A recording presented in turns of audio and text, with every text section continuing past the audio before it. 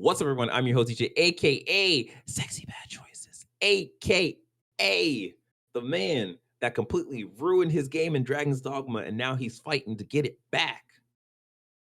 I am joined by. Sean MF Ross. Hmm? What does the M and F stand for? I don't know. I No. don't know. I Okay. play Balatro. Hey, man. Sometimes it's like that. Just be Let's like hurry this. this up so I can get back to Balatro. Right? The man that is addicted, but not really addicted to Balatra. All right. And I know who we are. Press X to Start Gamers Digest is a video podcast and contains the most important gaming news from this past week into an hour-long meal just for you. We are live on YouTube every Sunday when we can because boys and girls and they thems, life is hard. But listening to us is easy. Yes, it is. Yes, it is. All right. Don't forget, you can support us by liking this video, subscribing to the channel, and hit the notification bell. If you are listening, we greatly appreciate you leaving us a review on Spotify, Apple Podcasts, YouTube Music, your sock, your phone, your best friend's back, whatever you're into. Yeah, and let us know, how we're doing. If you want to join our conversations, you can by joining our Discord at pressx2start.com/Discord. All right, with that out the way, let us get into the gaming news. What's up, everyone? I'm your host, DJ, aka Sexy Bad Choices, aka the man that completely ruined his game in Dragon's Dogma and now he's fighting to get it back. I am joined by. Sean MF Ross. Hmm? What does the M and F stand for? I don't know. No. I don't know. Okay. I play Balatro. Hey, man. Sometimes it's like that. Just be Let's like hurry this. this up so I can get back to Balatro. Right? The man that is addicted, but not really addicted to Balatra. All right. And I know who we are. Press X to Start Gamers Digest is a video podcast and contains the most important gaming news from this past week into an hour-long meal just for you. We are live on YouTube every Sunday when we can because boys and girls and they thems, life is hard. But listening to us is easy. Yes, it is. Yes, it is. All right. Don't forget, you can support us by liking this video, subscribing to the channel, and hit the notification bell. If you are listening, we greatly appreciate you leaving us a review on Spotify, Apple Podcasts, YouTube Music, your sock, your phone, your best friend's back, whatever you're into. Yeah, and let us know, how we're doing. If you want to join our conversations, you can by joining our Discord at pressx2start.com/Discord. All right, with that out the way, let us get into the gaming news. Number one. Larian, a publishing director, says marketing's dead because players don't want to be bamboozled. And we've learned that with Baldur's Gate 3. This comes to us from GamesRadar by way of Jordan Gerblick. That's a cool last name. All right. So as the title suggests, the Larian's publishing director, Michael Dulce says marketing straight up doesn't work anymore. So this whole kind of back and forth happened during the a GDC talk where there was the Warframe creative director Rebecca Ford opened up a conversation by saying actually players don't want to be marketed to, and then the Larian publishing director commented on that with a very lengthy response saying, marketing is dead. Marketing is dead. It truly is. I can back this shit up, man. There's no channel anymore. It doesn't work. You used to have to used to have marketing, communication, and PR. Marketing was essentially a retail theory.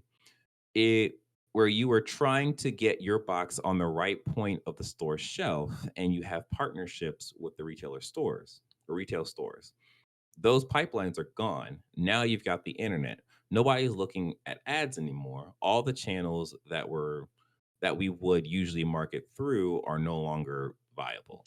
As I So literally, ad just popped up and I clicked away at it. yeah, right? I mean, he's absolutely right. Like we are so trained to find that X button as fast as we can. I don't even know what the ad said. It just Right? go ahead. Exactly. Yeah. I mean, like it makes a lot of sense. Like I totally agree with them. Um, yeah, so their function is also reduced by the fact that players just want to be spoken to. They don't want to be bamboozled. They just want to know what you're making and why you're making it and who it's for. He's And give us absolutely an right. accurate time on how long it's gonna take. Exactly, exactly. Like we are so conditioned right now to see a cutscene and be like, all right, well, where's the actual gameplay? There's no gameplay here. So we can't really take this cutscene for anything beyond this being like a graphical representation of what this game could or may not be. Yeah. Like we've been burnt so many times before. Cyberpunk, like that was one of the biggest like things that like we saw months before the actual release. Like, oh man, this game looks great. They even showed us gameplay, and we're like, oh man, this is awesome. Then we got the game. It just wasn't optimized for any system other than PC and the people who were fortunate enough to have a PS5. Sean. Hey Mm. man, don't hate the player. Right. Hate the chip shortage. No, you're not wrong. So yeah, like this totally makes sense. This article goes on to with Slate Aspire dev also jumping on this and saying that from a very young age, when I saw an advertisement, I was like, why isn't ad blocking this or ad block blocking this? And it's like, yeah, like we have tools to avoid ads. Like we have a lot of people are using streaming services and those ads no one really pays attention to because we're trained to be like, all right, whatever, let's just get through this so I can get back to my show and keep doing what I'm doing. Even YouTube serves those ads, but I bet that skip button gets pressed a lot more than a normal thumbs up button. So we're not here for those ads. This makes total sense. Um, I mean, is what I think the question becomes like, all right, well, how do you effectively like market your game if you don't have that like cachet of a at this point like Baldur's Gate or like Um, you know like what would be the process or what would be the pipeline now? I mean, shit. Because like to me I don't know.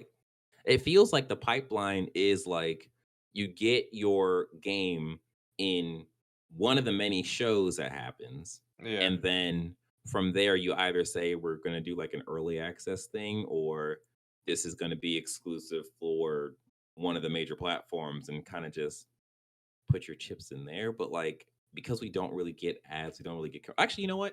Let me take that back. I feel like marketing isn't marketing is in a different form. For like IGN, they do Yeah. their like first, and that's like a monthly thing because like But then Dragon's Dogma. that's still a gatekeeping thing, and you're relying on gatekeepers to push your shit like That's forward. true. That's true. But Yeah. I think because like Dragon's Dogma did a first thing, and Mhm. like I think that worked really, really well for them They didn't need. because say what? I don't think Dragon's Dogma needed that. I think it did. Like as much as I love Dragon's Dogma 1 and like Mhm. was carrying that thing through the mud when no one but Cab cared about that game. Like,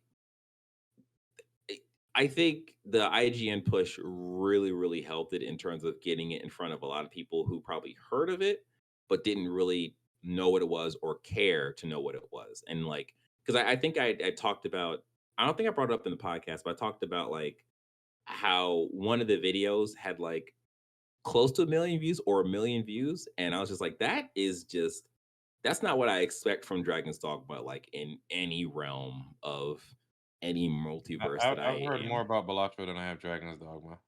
Mm.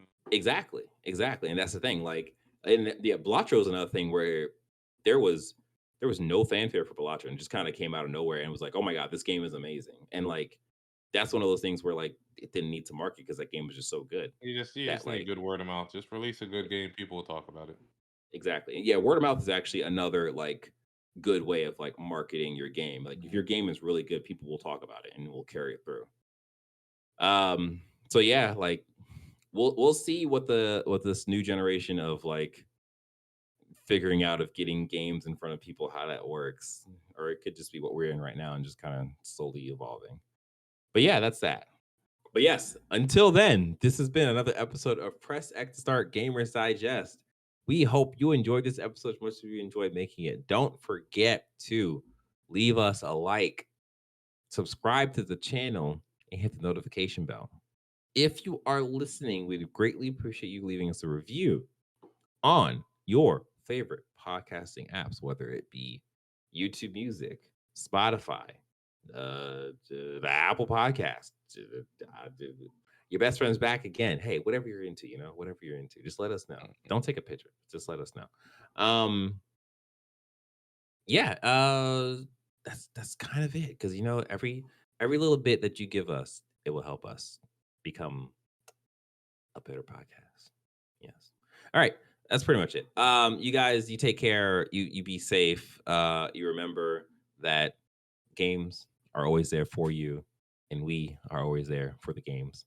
We may not be there for you, but we're there for the games, which are there for you. So technically, we're here for you. All right, guys. Take care.